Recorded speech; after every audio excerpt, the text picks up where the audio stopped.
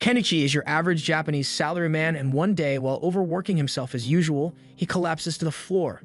Normally, this would be where he gets sent to another world, but in Kenichi's case, he just survives and sues his company so he can retire on a farm. Life has been going pretty well for him, but all of a sudden, while he's making lunch for himself, he vanishes and appears in the middle of the forest. He tries looking around to figure out where he is, but all he finds is the skeleton of a fallen knight and a bunch of unfamiliar plants. He has watched a lot of anime in his lifetime, so he knows this is probably an isekai adventure. To confirm it, he yells out "status window" to see if something happens. To his surprise, a status screen does indeed appear, so he is definitely stuck in another world, and honestly, he's fine with that. He checks out his status, but he's a bit confused since he can't see any HP bar on the screen. However, he does have his Amazon account, so he can still make as many impulsive purchases as he wants. He also has access to an item box, so he picks up a handful of weeds to test out what the item box can do. He puts the weeds in his item box and figures out that he can separate and retrieve the individual components from the items he puts in it. He also decides to test out the store, so he takes a look at it, but unfortunately, he still needs money to buy things. There's a prompt that says he's allowed to trade items in his item box for money, but right now, all he's got is a couple of weeds, and those aren't worth much. He has literally nothing valuable to trade for money, so at this rate, he's probably going to starve. But just then, he notices the shiny equipment on the dead knight, and since he's dead anyway, it's not like he needs it anymore. And the first thing Kenichi does is buy some daily necessities and some bread from the store. Afterwards, he buries the knight's skeleton to pay his respects and leaves the area on the new bicycle he bought. He's searching for some kind of settlement so he can talk to some people and earn some money, but he has no idea where he is. For now, he decides to just set up camp for the night since he's not going to find anything today. However, if he doesn't find a city, he plans to resell some of the things he buys from the store to gain a massive profit. If he does that, he should be able to survive and thrive in this world. But there's just one problem. Until now, Kenichi hadn't considered that it would be dangerous out in the middle of the woods. Once night falls, he gets surrounded by a pack of wolves, and they don't look like they are friendly. Kenichi freaks out because he knows he's dead meat if he doesn't act fast. So he turns to his store and immediately tries to purchase the biggest gun he can find. Unfortunately, guns aren't available, so he settles for the next best thing and buys a bunch of fireworks. The fireworks scare the wolves a little, but it's ultimately not enough to get rid of them. Kenichi starts looking for something else. He eventually finds a slingshot and uses it to fire balls at the wolves. The force from the balls is so strong that it knocks a couple of the wolves out and makes the rest reconsider their options, since Kenichi clearly isn't as easy a target as they thought. Once the wolves back off, Kenichi immediately rushes over to his bike and rides into the night to get as far away from wolf territory as possible. By the next morning, Kenichi is exhausted from all the biking he did, but he's still got no idea where he is. He buys a ladder and a telescope so he can climb up one of the trees and look at his surroundings. Thankfully, he manages to spot a city over in the distance, so he should be able to start earning money if he heads over there. He begins the long journey through the grasslands, but as he finally makes it to the main road, he nearly ends up getting run over in the process. The guy in the cart apologizes for nearly hitting him, and since he feels bad about it, he offers to give Kenichi a ride to the city. He introduces himself as Fuyo, a merchant, and the woman in the back of his carriage is traveling Bard, so she's a fellow passenger. While they ride, Fuyo mentions how Kenichi is dressed pretty strangely, so he asks him what he's heading to the city for, and Kenichi responds, saying he plans to open a business there. Eventually, they make it through the city gates, so Fuyo drops Kenichi off in front of his store and Kenichi helps him unload his cargo. Fuyo thanks Kenichi for his help, but Kenichi is the one who should be thankful here since really helped him out. To show his gratitude, he gives Fuyo a pouch of pepper, but once Fuyo realizes what this is, he warns Kenichi not to sell it in this city. There's a spice mafia called Bacopa, and they have a total monopoly on the spice market, so if Kenichi tries to compete with them, they might send the Boeing assassin after him. Kenichi hadn't realized that simply selling his goods could be so dangerous, so he is thankful for Fuyu's warnings. Fuyo normally wouldn't want to risk drawing the attention of Bacopa, but since it's a private deal between him and Kenichi, he decides to buy the pepper.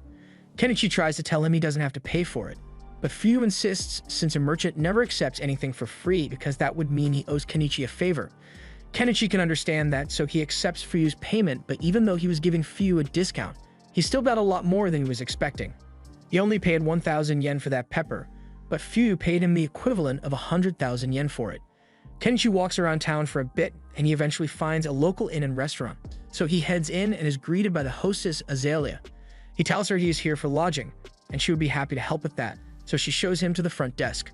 The price for one room is 1 copper coin and payment has to be made up front, so Kenichi gives her the money.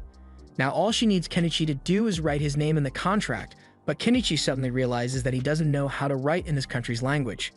Azalea notices Kenichi's strange clothing, so she asks if he's some kind of foreign ambassador, but Kenichi tells her that he's just in town because he wants to start up his own business.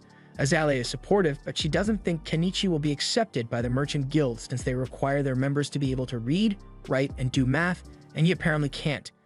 Kenichi is perfectly literate, but he just doesn't understand the language of this country, and as for math, he's pretty good at it, so that shouldn't be a problem. Azalea doesn't believe Kenichi really knows how to do math, so she asks him a basic multiplication problem to test him, and Kenichi answers instantly, basically making him a math genius in this world. Moving on, Azalea helps him write his name down on the contract, and since Kenichi needs to learn to read and write, he asks her if she would be willing to teach him this country's language.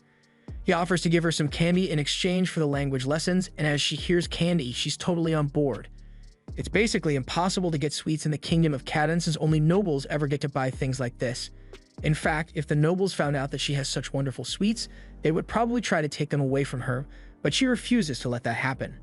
After Azalea calms down from her sugar rush, she begins teaching Kenichi about this world's language, and it's pretty easy for him to understand since it's similar to the katakana of Japanese.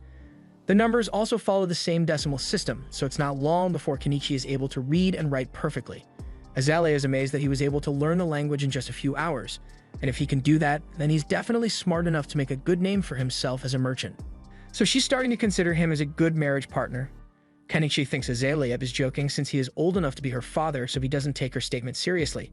He finishes the portraits he had been drawing of her, and when Azalea sees it, she is overjoyed because it looks exactly like her, and normally only nobles get to have their portrait taken.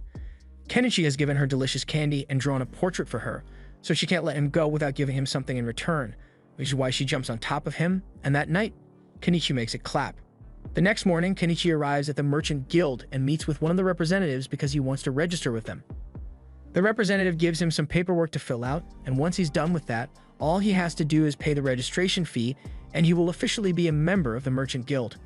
The registration fee is 1 silver, but that's like 50,000 yen, so he can't afford to pay it all at once and asks to pay in installments instead. Thankfully, the guild allows partial payments, so Kenichi is now an official member of the Merchants Guild. The receptionist hands him an ID stick and tells him to have it visible whenever he is conducting business because it serves as proof that he is part of the Merchant Guild. Now that he has registered, Kenichi decides to take a walk around the market to figure out how much things cost around here, and overall, all manufactured goods are way more expensive than they would be if he bought them from his store. The only things that are reasonably priced are foods, so while Kenichi is there, he buys a bag of fruit from a vendor. The next day, Kenichi is working on creating a stand so he can sell his goods out in town, and Azalea is impressed by how easy it was for him to make it. While Kenichi is putting up a couple of flyers, Azalea notices that he's using clothespins, and she's really interested in these since their design is really cool. The clothespins that exist in this world are made of wood and a rubber band, but they break so easily that they are practically useless. She asks Kenichi if he's selling these as well, but Kenichi hadn't even considered the fact that something as simple as clothespins could be so valuable. Later that day, Kenichi heads out into the market for his first day as a merchant and finds a good spot next to an old lady. He asks her if she's fine with him setting up his stall here, and she has no problem with it, so Kenichi pulls his stall out of his item box. Anama is impressed by Kenichi's selection of goods, so she looks around for a bit and spots the clothespin he is selling. She really likes them, so she offers to buy a couple, and Kenichi is surprised since he didn't think she would want to support her competition. Anama points out that there's no rule saying she can't buy from him, and besides, she doesn't plan on having some sort of rivalry with him anyway. As the day goes on, Kenichi's stall begins attracting customers, so his goods are being sold fast. Specifically, the clothespins have become quite popular for their reliability, so Kenichi could probably make a living off selling those alone. However, he knows other people will eventually create similar clothespins, so he can't rely on them forever. Just then, a man comes over to Kenichi's stall, and from the fact that he has a sword on his hip and really nice clothes, Kenichi can tell that the guy must be a noble. The man says he wants to have a look at Kenichi's knife, so Kenichi lets him test it out. After the man is satisfied with the sharpness tests, he asks for the price. Kenichi tells him the knife costs 2 silver, and that's pretty expensive, but the man can understand why since this knife is excellently made. He would love to buy it, but he needs a blade that's slightly longer, so Kenichi checks his shop to see if there's anything bigger available, and eventually, he manages to find a katana. The man absolutely loves the katana, but Kenichi tells him the price is 1 gold coin. and that's really expensive, so the man isn't sure if he should buy it or not. While Kenichi watches the man try to convince himself that the sword is a necessary expense, a cat girl starts sniffing his face and licks him. This is the first time Kenichi has ever seen any beast folk, so he's a little scared at first, but he soon calms down and asks them what they would like to buy. They tell him they want the cloths that he is using to cover his stall, and those originally weren't meant to be sold, but Kenichi is a businessman, so if they want the cloths, then he will sell them the cloth. He tells them one cloth costs 3 copper pieces, but since they want to buy 3, he will give them a discount and only charge 8 copper instead. That's a good deal for them, but the beast folk are really bad at math, so they don't understand what Kenichi said at all and assume he's trying to scam them. The nobleman tells the beast folk that Kenichi is telling them the truth, so they don't need to worry about being scammed. So they take his word for it and buy the cloths. The man also decides to buy the sword since it is incredibly well made, so by the end of the day, Kenichi made a really good profit. Meanwhile, elsewhere in the city, a maid who bought Kenichi's clothespins shows them to her master Primula. Margaret asks Primula if they can use these in the mansion since they would make her work a lot easier, and Primula thinks that's a good idea, so she tells Margaret to go buy some more tomorrow. Better yet, she wants to sell these clothespins at her own company since this is a goldmine of opportunity, so she runs off to ask her father for permission. That evening, Kenichi is taking a bath by the well, and he really wishes he could have a warm bath, but those haven't been invented yet, so he's going to have to make one himself. He looks through the store to see if there's anything he could use to make the hot bath, and he happens to find a barrel for sale, so he intends to fill it with water and put it over a fire so he can experience a hot bath again. And if his idea works out, then he might be able to make some profit from it. That aside, Kenichi has been benefiting a lot from his online store screen, but he has no idea how it actually works or how the packages even get to him in the first place. To be honest, it's way too good to be true, so Kenichi worries it might steal his soul as compensation at some point, but for now, there's no use worrying about it, so he decides to go to sleep. Meanwhile, out in the forest, there's a little girl named Anemone, and she's currently on the run. The next day, as Kenichi is setting up his store, he decides to update his inventory a little, so he puts some jewelry up for sale. These aren't valuable gems by any means, but they look pretty, so he should be able to make a decent profit off them. Just then, the maid from yesterday, Margaret, shows up and says she is here to buy some more clothespins from Kenichi. He asks her how many she wants to buy, and he's surprised to hear that she wants 100, but she has the money for it, so he finalizes the sale. While he is packing up the pins for her, Margaret notices some of the jewels he set out and asks if they are made of real diamonds. Kenichi tells her the jewels are all made from polished glass, but even so, they look really nice, so Margaret asks him to set one aside so she can come back and buy it later. Business goes on as usual for the rest of the day, but just as Kenichi is about to close up shop for the day, the beast folk from yesterday come back to his shop. They look pretty serious, so Kenichi is worried that they might be here to beat him up. But then Mylan gets up close to his face and tells the others that she definitely smells spices coming from him.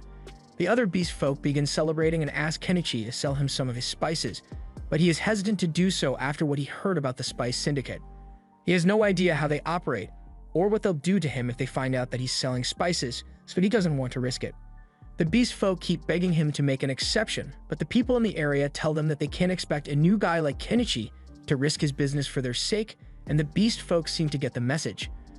Kenichi can't sell them any spices, but it technically won't be breaking any rules if he just shares a meal with them, so he invites the group to come eat with him. But it's going to have to be out in the woods so he doesn't attract any negative attention. The beast folk are really happy to hear this, so later that night, they all meet Kenichi and Anama on the outskirts of town so they can begin cooking.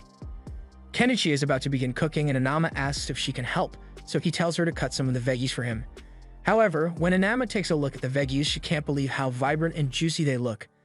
Kenichi explains that he got these from a foreign country and he can guarantee that these taste really good. While Kenichi and Anama are working on the veggies, Mylan and the other beast folk are busy in the river trying to catch some fish, and soon enough they manage to get a decent amount. Now that all the ingredients are ready, Kenichi begins prepping the fish with the spices and throws everything in a pot to cook for a while, eventually resulting in a meal that the beast folk absolutely love. They've never tasted anything like this before, so they are really thankful for the meal, but all this good food is making them crave alcohol really bad. Anama tells them to show some restraint since alcohol is really expensive, but Kenichi sees no harm in giving them a little to drink, so he pulls out a bottle of cheap booze and pours them a couple of glasses. But in exchange, he wants them to swear that they'll never tell a soul about the meal he made for them. Anama warns Kenichi that he's being a little too generous, but he doesn't see anything wrong with letting the beast folk enjoy themselves, especially since they seem to be good people. That night, they drink together, bathe together, and eventually fall asleep under the stars, and Miley seems to really like Kenichi now. The next morning, Kenichi returns to the inn, and Azalea is a bit upset, since he was out all night. Kenichi tries to explain that he was just hanging out with a couple of beast folk outside town, but judging from the cat lady fur on his jacket, she thinks Kenichi did a lot more than just hang out, and she's mad he chose to do it with a cat lady instead of her. Later that day, Kenichi is setting up his shop for another day of business, but as he is doing so, Margaret shows up with Primula to visit Kenichi's shop. Kenichi is distracted by Primula's beauty at first, but then he notices Margaret standing behind her and realizes they must be here to buy that necklace Margaret asked about yesterday.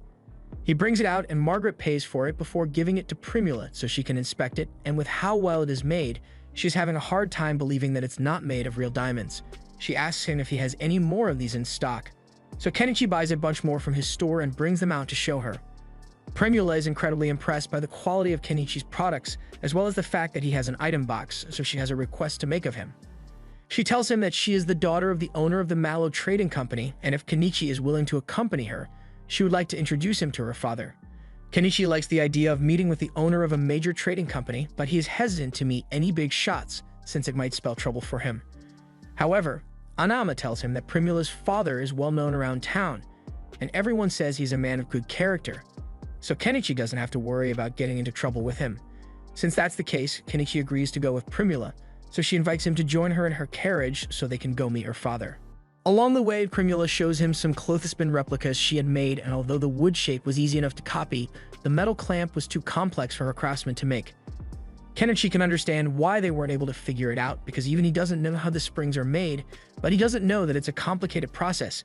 They eventually arrive at Primula's home, and Kenichi is amazed by how huge it is, but compared to the houses nobles around here have, Primula says this is actually pretty small. They head inside, and Kenichi is introduced to Primula's father, Mallow. They both greet each other, and Mallow invites Kenichi to have a seat so they can begin their discussion. Once Kenichi is settled in, he shows Mallow some of the jewelry he has, and Mallow is just as impressed as Primula was. On top of that, Primula tells him that Kenichi possesses an item box, and Mallow finds this interesting because he also has one. His time box is what allowed him to build his trading company to this level in the first place, so if used properly, he thinks Kenichi could become quite successful. Although, right now, Kenichi is just using it to store his supplies. Anyway, the reason Mallow wanted to meet with Kenichi is because he wants to discuss the possibility of Kenichi becoming the official supplier for the Mallow company. Kenichi had expected a proposal like this and assumes Mallow intends to market it in such a way to maximize profits. However, if that's what Mallow is after, Kenichi asks why he didn't just keep buying the items from his store for cheap and resell them later on. Mallow definitely could have done that, but that's a sneaky business tactic, and if Kenichi ever found out they were reselling his goods without permission, he wouldn't be very happy about it. Also, having a direct conversation with Kenichi like this gives Mallow an edge over his competitors who would eventually approach him as well. With that being said, Mallows would like to begin their partnership negotiations and offers to pay Kenichi 50% of the retail price for his goods. Kenichi could haggle for a better deal, but he's honestly okay with this since he's already making a ridiculous amount of profit from his online store, so he accepts Mallow's offer, and the two shake hands on it. He officially signs the supply contract, and the first few items he supplies Mallow with earn him over 1,000,000 yen worth of coins.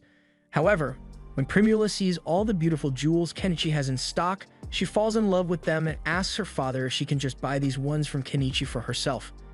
Mallow sees no problem with that, so Primula offers to pay him 10 gold coins for them, which is equivalent to 2,000,000 yen. So for the first time since he got here, Kenichi has an 8-figure bank balance. Since he's doing so well for himself, he decides to finally begin setting things up for his quiet life and buys a home from his store. The next day, he leaves the city walls and heads out into the forest to look for a good place to set up his home. Before he left, he told Azalea about his plan so she wouldn't be worried, but she thought it was a bit strange that Kenichi was willingly choosing to live out in the dangerous forest instead of staying in the city. Once he finally finds a good spot, Kenichi purchases a weed whacker and begins landscaping the area, but he runs into a problem since even though other things from his store are pretty cheap, fuel is always expensive no matter what world you live in. There's nothing he can do about it though, so he deals with the high costs and keeps working until he has eventually cleared a path for himself to get in and out of the forest. After that, he needs to start working on getting rid of all these trees, so he buys a chainsaw and starts cutting. After several hours of hard work, Kenichi has finally managed to cut through a bunch of the trees in the area, so all that's left is to move them out of the way. However, when he tries to stuff the trees in his item box, it doesn't work. It looks like the trees are too long to fit, so he's going to have to bust out the chainsaw again and cut them down into more manageable pieces. He eventually shortens the trees into 10-meter logs, and this way he is able to fit them in his item box, so he's almost done with the tree removal. The only thing left to do is pull out all the tree stumps, but that's going to be a lot of work, and the sun is already setting, so he decides to come back and finish up tomorrow. The next day, Kenichi returns to the forest to finish the work, but after digging at the stump for a while, he realizes that this is way too much work for a middle-aged man like him, so rather than destroy his back over this, he decides to just buy a backhoe. However, once he actually sees it, he realizes he just spent 1.2 million yen on heavy machinery because he didn't want to do manual labor, and he's kind of regretting that, but at the same time, this means you won't have to work as hard, so maybe it was a worthwhile investment. He starts up the engine, but then he realizes that this thing runs on diesel, and his store doesn't sell diesel at all. He starts panicking since it would be a huge waste if he couldn't use the backhoe after he spent so much money on it. He thinks for a second and realizes he could probably make his own diesel if he mixes kerosene and some additives, but when he's about to try it out, he realizes he could destroy the backhoe's engine if he gets the proportions of the mixture wrong. So just to be safe, he decides to test out his mixture on a diesel generator first. After filling it up, he tries turning it on, and it seems to work fine, so he knows his homemade diesel will work with the backhoe, so he intends to return tomorrow to finish the job. In the meantime, he needs to do something about all the bugs out here, so the next day, he decides to head to a local magic shop to buy some bug-repellent magic stones. As he enters the shop, the wizard who owns it greets Kenichi and asks him where he's from since he hasn't seen him around here before. Kenichi explains that he's a foreigner who just recently set up a shop in town, and he's here because he wants to buy some bug-repellent stones. The wizard tells him that those stones cost 3 silver coins, but that's really expensive, so Kenichi tries to make a deal and offers to give the wizard 2 oranges if he can lower the price. The wizard has never seen oranges before, so he thinks they must be some kind of exotic fruit and agrees to give Kenichi a discount because of it. Later that day, Kenichi goes to talk to Inama, and she tells him that the wizard is a really knowledgeable guy, so he's a good person to have as a friend. Pretty much the exact opposite of the wanted criminal, Shaga, whose wanted posters have been hung up all across town. He's the leader of a notorious bandit group, so the reward for his capture is pretty big. In fact, that night, Shaga organizes a raid on a carriage full of slaves that were being transported, and who knows what he plans to do with them. The next day, Kenichi heads back into the forest so he can finally use his backhoe, and he no longer regrets his purchase because not only is it making his work a lot easier, but it's also really fun. Now, nothing can stop him from fulfilling his dream of living a quiet life in the woods, but after spending so much money on the backhoe, he's dangerously close to being broke, so he's going to have to put a hold on any further construction progress. A little while later, Kenichi goes to meet with Mallow and Primula again in hopes of selling them some salt and sugar for a good profit. Mallow tests the sugar, and he is certainly pleased with its quality, but he can't actually buy it off Kenichi. The state reserves all rights to sugar and salt, so Mallow would get in trouble if he purchased it from an unauthorized source. However, on the bright side, those jewels Kenichi sold him before are selling like crazy, so Mallow would like to purchase more of those immediately. The extra jewels Kenichi just sold earned him 15 gold coins, which is roughly 3 million yen, so now he has enough money to finally purchase that log cabin he found in his store. He honestly still can't believe that there's a whole cabin for sale in his store and for only 1.7 million yen too. It almost sounds too good to be true, but Kenichi isn't going to miss out on the deal, so he buys the log cabin. Unfortunately, the cabin must have been sourced from IKEA, because when he purchases it, he gets buried in a pile of wood planks and some instructions that he doesn't know how to follow. He takes a moment to read over the instructions manually, and just as he had feared, assembling this thing is going to be a major pain in the ass to do. But he has already paid for it, so he has no choice but to get it over with. As Kenichi begins building, the beast folk from earlier happen to be passing by, and as a show of gratitude, they decide to help Kenichi out with his construction. Several weeks go by, and thanks to the beast folks' help, Kenichi has been able to make steady progress on his log cabin while also keeping his stall open. And in just under a month of work, the construction of the cabin is finally out complete.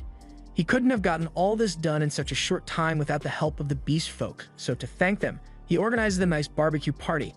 However, even though the cabin is finally complete, there are still a ton of things that Kenichi has to do on his own, like painting the walls and the roof and generating electricity.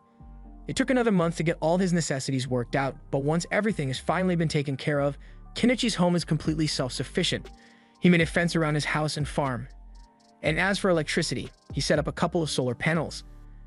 Now that he has finally finished setting up his dream home, the first thing Kenichi does to celebrate is to take a nice, warm bath. Although, he still needs to figure out how to get indoor plumbing since he had to make several bike trips to fill up this bath. The next morning, Kenichi heads back to the inn to tell Azalea that he's finally done with his forest cabin, so he won't be staying at this inn anymore. Azalea is a bit surprised since she didn't think Kenichi was serious when he said he wanted to build a house out in the forest, but she's also happy that he could achieve one of his goals, even if it means she won't get to see him as often anymore. The day after that, Kenichi wakes up in his cabin, and since the weather is so wonderful, he decides to go out and take some photos of the local flowers. However, his little joyride is cut short when he nearly gets shot by an arrow. Kenichi is so surprised that he falls off his bike, but more arrows are fired at him, so he ducks for cover behind a tree. The ones firing the arrows are seen to be some new beast folk that happens to live in the forest, and in their defense they were out here hunting, so they instinctively attacked him. But even after realizing that Kenichi is the human who built a house in this forest, they don't care and decide to kill him anyway. Kenichi has no idea why these beast folk are attacking him, but he's not going to sit back and let them do as they please, so he reaches into his inventory and pulls out his slingshot to return fire. The beast folk get a little spooked since they weren't expecting the weak human to fight back, and they start reevaluating their choices once Kenichi throws fireworks at them and pulls out his excavator. The beast folk have no intention of waiting around to see what that thing can do, so they all run away, and Kenichi is left wondering what that was all about. But just then, he notices a wounded animal crying out in pain at the base of the tree. It has been shot in the leg and probably won't last much longer unless Kenichi does something quickly. He approaches the cat, but the cat doesn't trust him, so it snarls as he gets close. Kenichi doesn't want to get bitten, so he spends a little money buying some cushion armor in case the cat tries to bite him, but as he goes to remove the arrow, the cat hardly fights back, so it must be out of stamina. This makes it a lot easier to treat the cat's wounds, so he buys a bottle of alcohol to disinfect the wound and then applies some antibiotic cream. The cat's wounds have been taken care of, but there's still no guarantee that it'll survive out in the open like this, so Kenichi decides to take it back to his house. He sets up a blanket for the cat to rest on, but it still hasn't moved a muscle since he treated it, so he's starting to worry. He hasn't seen any vets since he came to this town, but there might be some kind of healing magic he can use, so he goes to ask the wizard about it. The wizard listens to Kenichi's story and realizes he must have found a bobcat, but he doesn't understand why Kenichi would want to bother healing it since he could easily kill it and sell its fur for a good profit. The wizard isn't going to be of much help, so Kenichi heads back outside, and as he does so, Miley happens to be passing by, so she jumps on him and starts sniffing around. She smells the scent of a bobcat on him, and her people see bobcats as messengers of God, so she's really excited and wants to see it for herself. She follows Kenichi back to his house, and as soon as she sees the bobcat, she can already tell that its injury was caused by the dog beast folk, so she swears to make them pay. In the meantime, the bobcat seems to be doing a bit better, but it keeps trying to lick its wound, so Kenichi is forced to stick a cone on its head. Miley is impressed by how capable Kenichi is when it comes to healthcare, so she asks him if he's a doctor, but he says he just knows a bit of first aid. Miley wants to thank Kenichi for saving the bobcat, so she goes outside and does a little quick hunting to get Kenichi some bird meat, and once she brings her catch back, Kenichi grills it for their dinner. After eating, Miley is exhausted, so she asks Kenichi to let her stay here for the night. Kenichi asks her if it's alright for her to just ditch her work and spend the night here, but she is more worried about the bobcat than she is about work right now.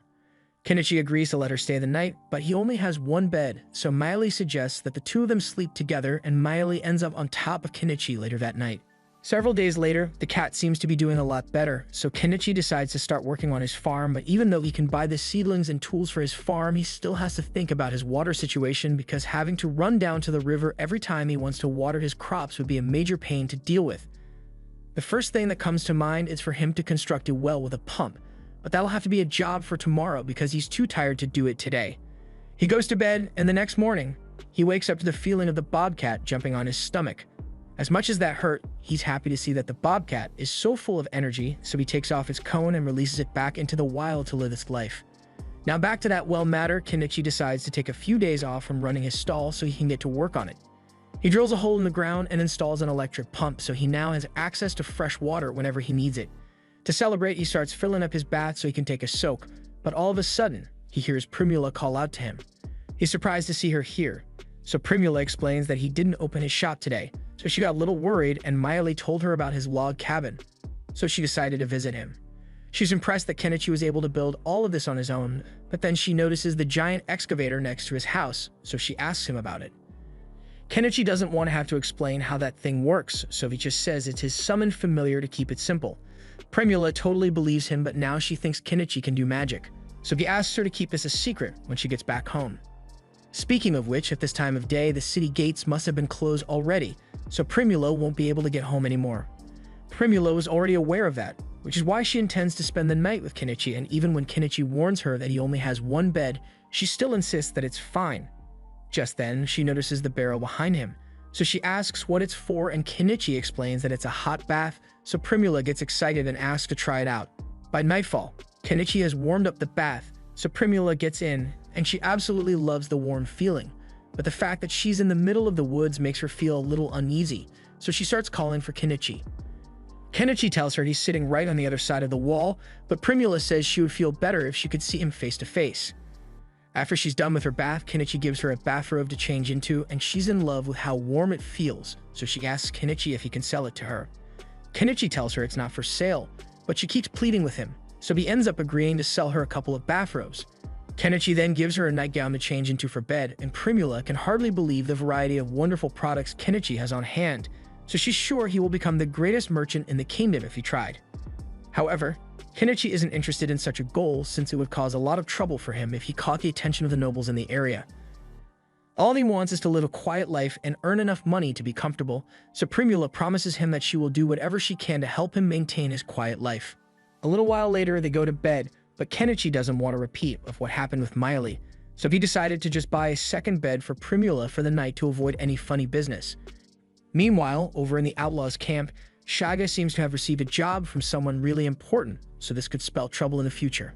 The next morning, Kenichi takes Primula back home, and while he's there, he decides to talk with Mallow about those bathrobes Primula asked about.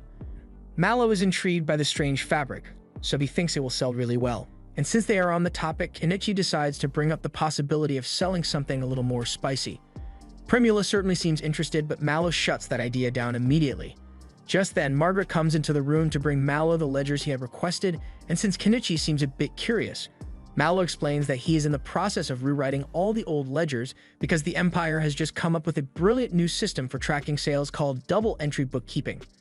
Kenichi is taken aback since the double-entry system was common back in Japan. This also leads him to recall something Mallow had said about the Empire's influence spreading faster thanks to the new inventions of a particular man. In fact, Mallow was just about to go test one of the latest inventions from that man, and to Kenichi's surprise, it was a pitcher pump. He already had his suspicions before this, but for someone to invent a pitcher water pump so easily would require prior knowledge of how it works, meaning there might be someone else in this world who was sent here from Japan, and Kenichi is slightly worried since he now has competition. Over the next few days, Primula would occasionally visit Kenichi and spend the night at his place, but tonight is special because she's going to be traveling for a supply run tomorrow, so she won't be able to visit for a while. She asks Kenichi if he still has that spicy nightgown because she'd like to buy it from him, so Kenichi asks if there's a guy she's trying to seduce, and Primula answers saying he's the one she's after.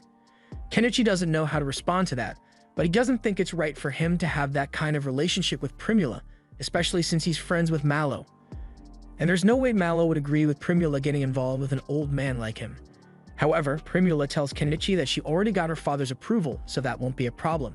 Even so, Kenichi still has way too many things going on right now, so he can't handle a relationship right now, and asks Primula if she would be willing to put the relationship discussion on hold for a while. Primula understands, but she says she would like to share the same bed as Kenichi at least once before she leaves, even if it's just to sleep next to him. The next morning, Kenichi gets an unexpected visit from a knight, and it turns out to be the guy he sold his sword to last time. His name is Norseball, and he was sent out here to investigate because there have been reports of a strange old man living in the woods, but since he already knows Kenichi, he can report back that nothing sinister is going on here. But before he leaves, he tells Kenichi about some interesting news he heard recently. There's a mage in the Empire who created this wonderful condiment called mayonnaise, and he somehow defeated a dragon with it. There's no doubt in Kenichi's mind that this mysterious man must have come from Japan, and with everything he has accomplished so far, Kenichi is feeling really outclassed here. This was the end of episode 3. Subscribe to not miss the next part.